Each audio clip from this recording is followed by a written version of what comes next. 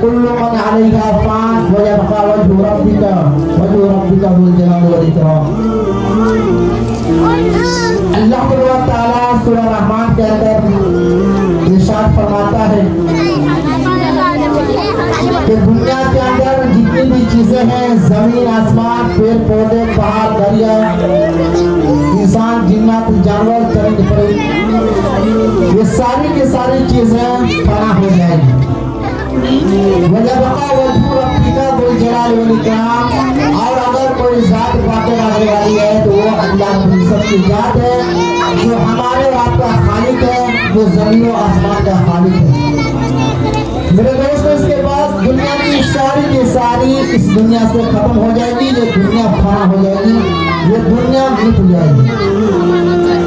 میرے دوستو، اللہ تعالیٰ نے ہمیں آپ کو جو اس دنیا کے اندر بھیجا وہ صرف اور صرف اپنی عبادت کے واسطے بھیجا ہے کہ میں اپنے خلیفہ کو بنا کر دنیا کے اندر بھیجتا ہوں کہ دیکھتا ہوں کہ کون ایسا بندہ ہے جو میری باتوں کو مان کر آتا ہے اور کون ایسی مخلوق ہے جو میری باتوں کو انکار کر جاتا ہے.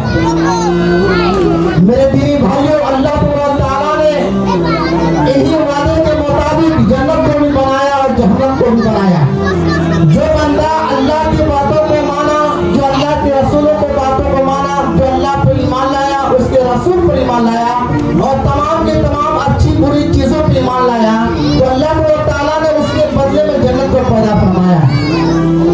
لیکن جنہوں نے اللہ کو نہیں مانا، اللہ پر ایمان نہیں لایا، اس کے رسول کو نہیں مانا، اس کی کتابوں کو نہیں مانا، زمین و آسمان کی پیداوار کو نہیں مانا، تو اللہ تعالیٰ نے ایسے جلادوں کے لیے، ایسے ظالموں کے لیے جہنم کو پیدا فرمایا. میرے دوستو، ہر انسان اپنے اپنے اعمال کے مطابق اگر مسلمان ہے تو اپنے اپنے اعمال کے مطابق وہ جنت میں داخلہ ہوگا اس کا. لیکن اگر کوئی گناہگار ہے، اپنے بد اعمالیوں کی وجہ سے وہ جہنم میں کیا ہے، اس کا جانا نصیب ہوگا. میرے دوستو، اس معاشرے کو سنوارنے اور فلاح و کامیابی کی منزل تک پہنچانے میں جو سب سے بڑا دخل ہے وہ اللہ کا ڈر اور آخرت کے فکر. اس لیے معاشرے میں اللہ کا ڈر اور آخرت کے فکر پیدا کرنے میں جتنی کوشش کی جائے اتنا ہی معاشرہ ترقی کے راہ پر گامزن ہوگا. میرے دوستو، اس کے برعکس جب معاشرے کے اندر، جب سماج کے اندر، جب لوگوں کے دلوں کے اندر، جب گھروں کے اندر اللہ کا ڈر اور آخرت کا فکر جب ختم ہو جاتا ہے تو ایسے ہی معاشرے کے اندر طرح طرح کی برائیاں، طرح طرح کی بے ایمانیاں، طرح طرح کی ناانصافیاں اور طرح طرح کی فسق و فجور اور طرح طرح کے فتنہ فساد پھیلنا شروع ہو جایا کرتا ہے. میرے دوستو، ہم اگر اللہ کا ڈر اور آخرت کے فکر اپنے دلوں کے اندر نہیں بیٹھائیں گے اس وقت تک ہمارا ایمان مکمل نہیں ہو سکتا ہے، اس وقت تک ہمارا ایمان پکا نہیں ہو سکتا ہے. اس لیے کہ اگر آپ کو مرنا ہے اور اپنے رب سے ملاقات کرنا ہے تو میرے دوستوں سب سے پہلے اپنے آپ کو ایمان کو مضبوط کرنا ہوگا، اللہ سے ڈرنا ہوگا، آخرت سے ڈرنا ہوگا اور اللہ تعالیٰ نے جن کاموں سے، جن وجوہات سے بچنے کے کہا ہے ان سے بچنا ہوگا. ورنہ بھی نہیں تو میرے دوستوں اللہ تعالیٰ نے جہنم کو بھی بنا رکھا ہے اور جنت کو بھی بنا رکھا ہے.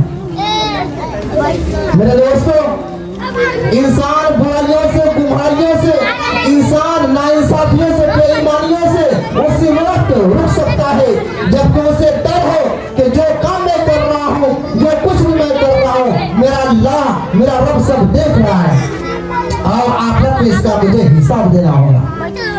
میرے دوستو، قرآن مقدس کا ایک آیت ہے کہ اینما کنتم واللہ بما تعملون بصیر.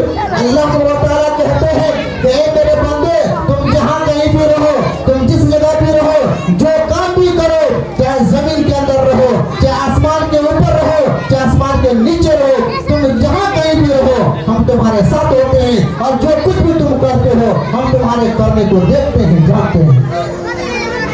میرے محترم دوستو، اللہ تعالیٰ نے جو ہم لوگوں کو زندگی بخشی ہے اس زندگی کا نام صرف کھانے پکانے کا نام نہیں ہے. اس زندگی کا نام دنیاوی ایسے عصرت میں پھنس کر اپنے لطف اندوز ہونے کا نام